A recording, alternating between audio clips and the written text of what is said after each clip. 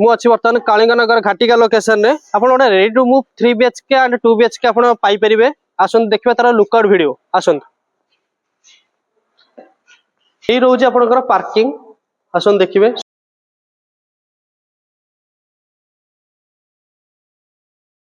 3 BHK एटा रोज आपनकर entry room संग संग आपण गोटे पाउचंदी रूम देखंतु स्पेशियस रूम पाउचंदी ता सब अटैच आपण टॉयलेट पाउचंदी देखंतु ता संग आपण पाउचंदी कॉमन टॉयलेट ता संग आपण पाउचंदी रूम आ गोटे पाउचंदी स्पेशियस रूम बालकनी आपण पाउचंदी देखंतु आसन देखिबे बालकनी रोड फेसिंग आपण रोजी बालकनी एटा आपण रहला किचन एटा आपण किचन रहला देखंतु किचन टा बहुत स्पेस अछि देखंतु बहुत स्पेस अछि एटा रोजी आपण पूजा रूम आसन देखियो बहुत स्पेस भी अछि आपण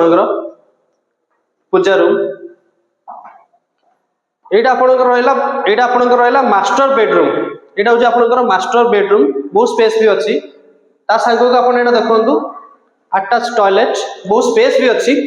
देखंतु बहुत स्पेस भी अच्छी एटा फुल्ली आपण पाई परिबे 3 BHK रेडी टू मूव